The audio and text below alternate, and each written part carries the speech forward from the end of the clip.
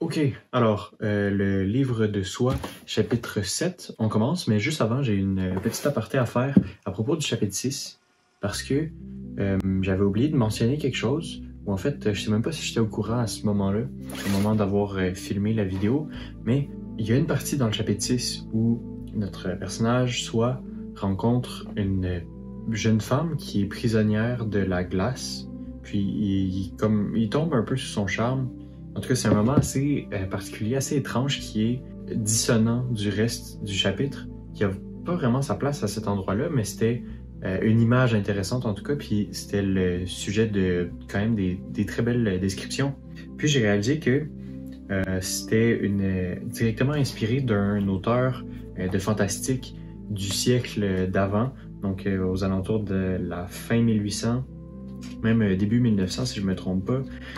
Hans Ewers, je sais pas comment nommer son nom, mais en tout cas, c'est un auteur qui a été très peu publié en français. Il est peu connu dans la francophonie, mais il y a une nouvelle dans ce recueil en particulier. Je pourrais pas vous dire laquelle parce que je les ai pas toutes lues puis je suis pas tombé sur elle, mais apparemment il y en aurait une où le personnage principal de l'histoire rencontre une femme qui est prisonnière de la glace depuis plusieurs milliers d'années, exactement comme dans le livre de Soi, puis il tombe amoureux d'elle. C'est comme une histoire un peu fantastique, macabre. Puis cet auteur-là est vraiment dans la veine de Daniel Walther, avec tout ce qui est le sexe, le côté sombre de l'homme, un côté un peu, pas de parapsychologie, mais si on veut de psychanalyse, même si c'est un précurseur de la psychanalyse. Il précède Freud, donc c'est pas vraiment de la psychanalyse, mais il est vraiment dans la lignée de Daniel Walther, dans la façon dont il aborde le fantastique. Puis Daniel Walther, c'est un Suisse qui, dès le départ, était parfaitement français et allemand. Ben, il parlait parfaitement ces deux langues. En Suisse, c'est le suisse-allemand, mais de ce que j'ai compris, il lisait beaucoup l'allemand. Il a dirigé des anthologies de, justement, science-fiction allemande traduites en français. Et donc, selon moi, c'est très très logique que cet auteur soit une grande inspiration et que ce passage dans le chapitre 6 soit une référence, si on veut, un hommage à cet auteur dont je ne reprononcerai pas le nom, de peur de le réveiller de sa tombe, parce qu'il se retournerait sûrement face à ma prononciation. Mais donc, voilà, c'était l'aparté. On va continuer avec le chapitre 7, qui est assez court. Donc, les mauvaises terres, Locus Draconis. Donc, la traversée du désert se révéla moins difficile qu'il n'aurait pu le croire.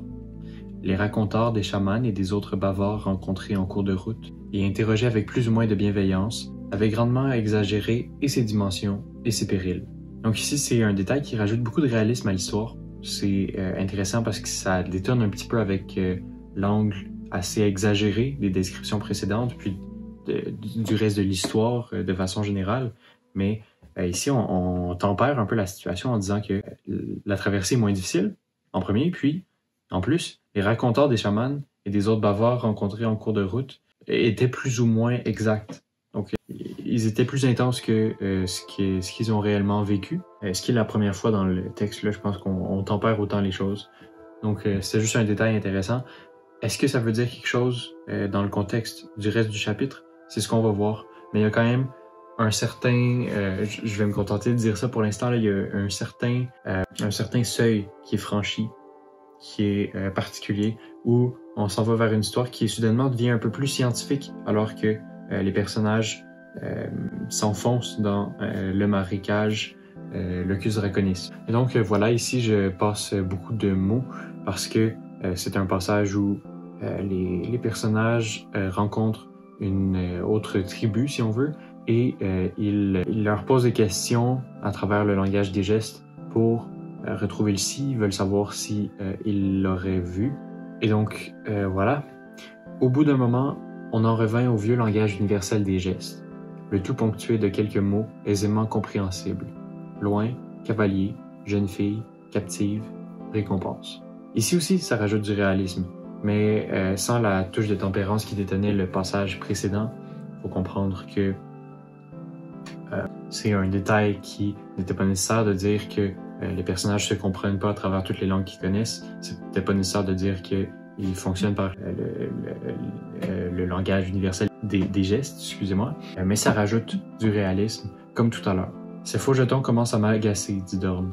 Faisons-leur une démonstration de nos armes et ils nous en diront plus que nous n'en voulons savoir. Justement, dit le Hetman. Ils risquent de nous raconter n'importe quoi. C'est ça que tu veux, Dorn? Donc ça aussi, c'est un passage intéressant qui démontre un peu la sagesse et la supériorité du visage de l'ours. C'est quand même un homme qui réfléchit, qui a une certaine expérience, même si on ne connaît pas son histoire au final. Et par rapport au début du livre, le début du livre, c'était vraiment un moment où le personnage de visage de l'ours était sacralisé, si on veut, puis au final, à force d'avoir plus d'informations à son sujet, puis à force que Soi traîne avec lui, ben il est désacralisé un petit peu. C'est pas tout à fait le mot exact, mais je pense que vous comprenez. Puis maintenant, c'est important de prouver qu'il est sage, puis qu'il est compétent. Et donc, c'est pour ça que ce mot-là est ici, cette brève interaction. Donc, je pense que ça a quand même une importance parce que Visage de l'ours, sa crédibilité baisse au fur et à mesure qu'on le connaît. Et donc, je passe beaucoup de moments. 1274 mots, c'est un passage qui est quand même concis et intéressant, c'est ça que je dis dans mon commentaire. C'est un passage qui est intéressant où on découvre cette tribu-là, puis je trouve que c'est une sous-intrigue intéressante à cette histoire. Et donc là, on retourne avec Lissi et la devineresse Aya, que, comme on l'avait vu dans le chapitre précédent, on découvre qu'elle a l'air d'avoir pas mal de débrouillardise. Elle a l'air assez dangereuse, étonnamment. Ce serait une sorcière, ce serait ce que tu veux. Et donc, on en dévoile davantage sur ce personnage-là. On comprend qu'elle est dangereuse et c'est 316 mots qui sont bien utilisés. Et aussi qui permettent de ponctuer l'intrigue principale, ce qu'on n'avait pas tant fait auparavant. On était très centré sur Soi, mais là, il y a comme ce parallèle Lissi-Soi qui va être vraiment bien exploité dans ce chapitre. Et donc, on revient avec Soi et Visage de l'ours dans le repère du dragon, Locus Draconis, c'est ce qu'on va voir. Donc, ici, il n'y a pas vraiment de choses intéressantes. On découvre que la troupe entre dans le marécage. C'est une bonne scène, mais j'ai pas vraiment grand-chose à dire à son propos. 500 mots, c'est adéquat. Et donc ici, on revient avec Lissi, dans un passage qui est un peu plus long qu'à l'habitude pour les scènes où on suit Lissi. Mais donc, on continue à découvrir qui est Aya, puis on comprend que c'est une espèce de sorcière, femme à tout faire, médecin du village dans lequel elle est, une femme très importante dans ce village-là. Puis, on comprend aussi que elle aime bien Lissi. Donc ici, Aya parlait toujours, la berçant entre ses bras. Elle ne comprenait plus très bien ce qu'elle lui racontait, mais elle s'en moquait. Elle ne désirait rien. Elle voulait rester dans les bras de cette femme, dont le parfum grimpait en volutes pesantes dans ses narines, dont les seins caressaient doucement sa poitrine. Elle ne se demanda même pas quelle fleur avait servi à aromatiser le thé qu'ils avaient bu ensemble tout à l'heure.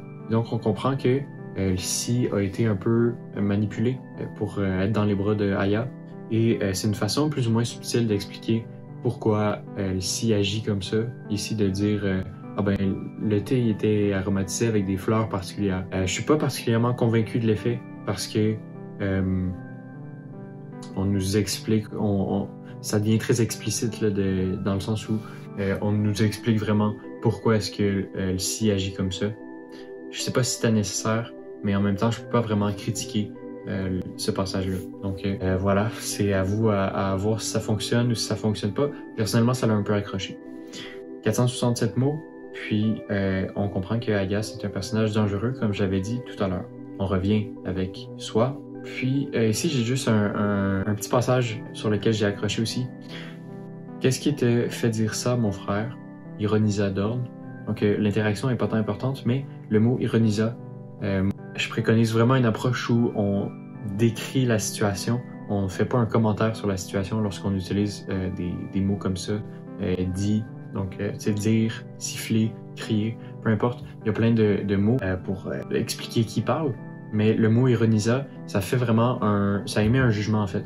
Puis c'est pas une erreur que Daniel Walther a l'habitude de faire, donc on va lui laisser le bénéfice du doute. On va laisser ce mot-là passer.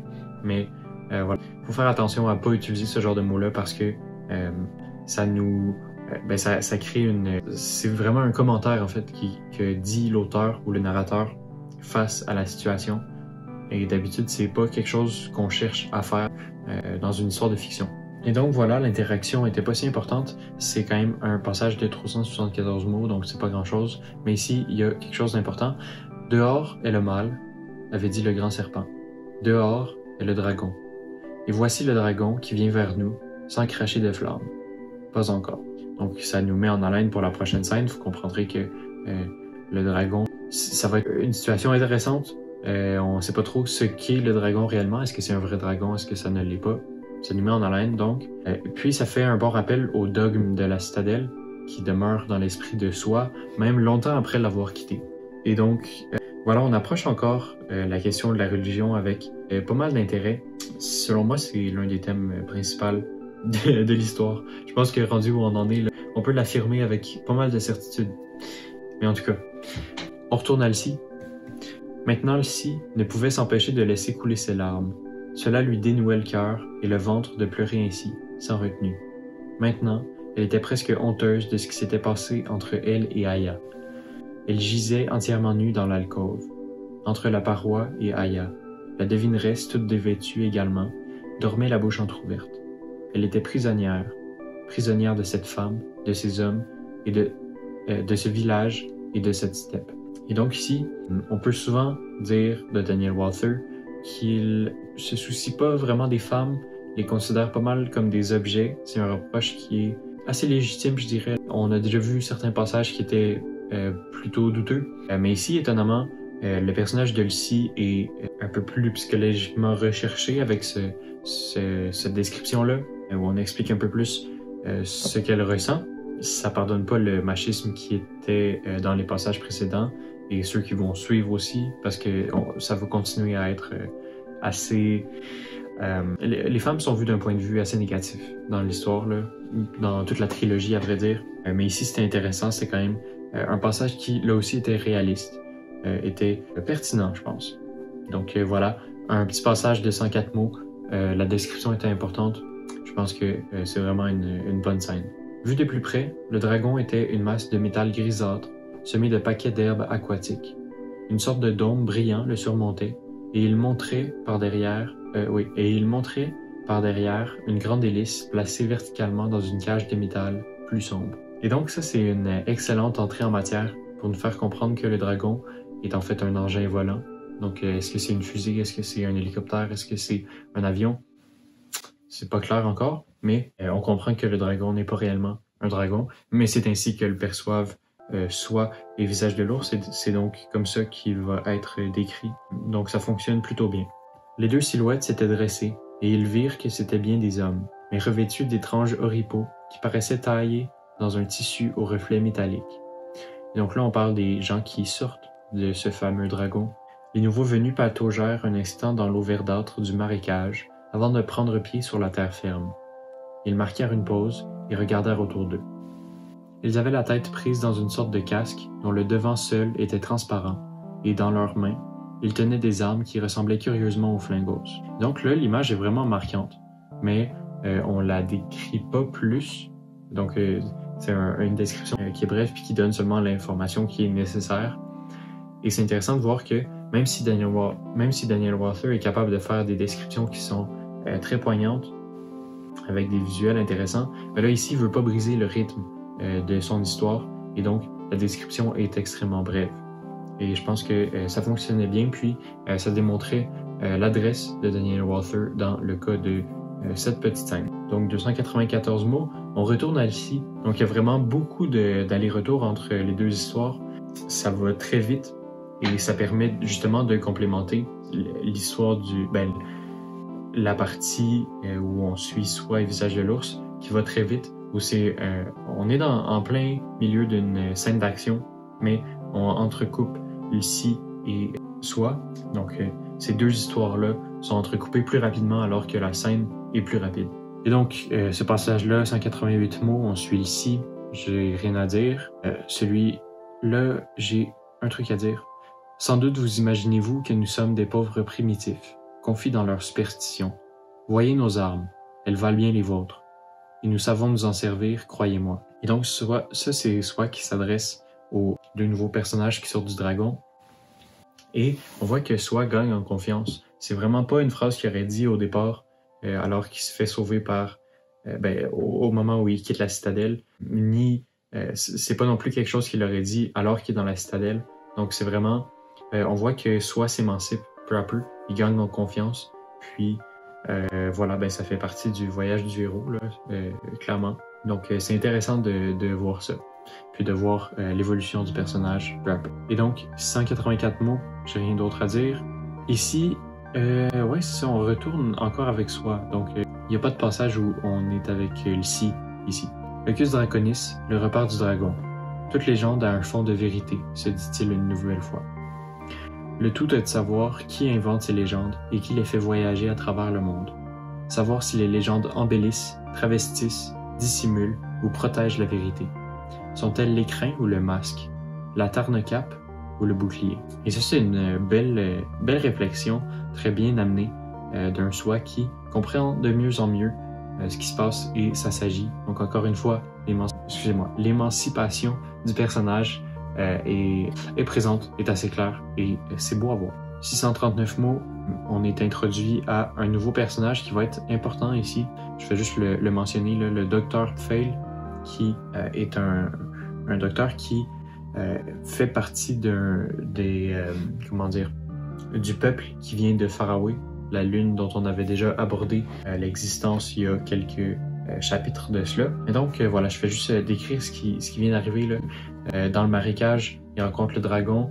Dans le dragon, il y a deux personnes qui les mènent à une espèce de dôme qui est comme qui couvre une base du peuple de Faraway, donc qui descendent sur Terre mais qui ne peuvent respirer l'air de la planète Terre, donc ils doivent être sous un dôme et c'est ce qu'on voit. Donc nos personnages entrent dans ce dôme-là, puis c'est tout de suite une ambiance un peu plus futuristique. Donc la technologie de ce peuple-là est beaucoup plus évoluée que celle des gens qui étaient sur la Terre au moment de l'espèce d'apocalypse qui est arrivé avec les gardes de cristal. Donc voilà, c'est pas mal ça qui se passe. Ici, on retourne avec Lcy, 504 mots, j'ai rien à dire. 171 mots, côté de Soi, rien à dire non plus. Et c'est là où se termine le chapitre. Donc Soi et Visage de l'Ours sont introduits.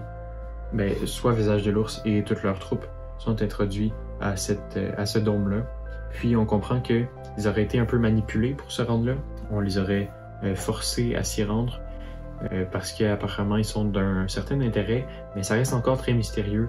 On comprend mal les intentions des gens de Faraway et donc ça nous met en haleine pour le prochain chapitre. Donc voilà, c'est pas mal ce qui conclut ce chapitre-là où on fait le parallèle entre Lcy et Soi, alors que Soi est dans le marécage et Lcy est aux mains de cette sorcière nommée Aya qui va probablement être importante plus tard. Et donc ici, on a une deuxième parenthèse. C'est toujours des parenthèses qui sont très bien écrites, mais j'ai rien à dire à leur sujet. En tout cas, pour le cas de celle-ci, j'ai rien à dire. C'est surtout de l'exposition sur l'origine de Faraway, puis ce qui s'y passe. C'est quoi la dynamique sociale un peu, parce que les gens qui sont là sont pas tout à fait des êtres humains normaux. Ils sont fécondés in vitro, puis ce sont tous des gens qui sont infertiles. Puis l'infertilité des gens de Faraway va être un sujet important pour plus tard. Mais donc, c'est ce qui conclut le chapitre 7. J'ai pas mal tout dit. C'était pas important quand on prend le grand portrait de l'histoire, ce chapitre 7-là. Il y a peu de choses qui se passaient d'importantes, mais voilà, je pense que j'ai commenté tout ce qu'il y avait de digne d'analyse. Alors voilà, j'espère que vous avez apprécié, puis on se retrouve la semaine prochaine pour une prochaine vidéo. Merci beaucoup.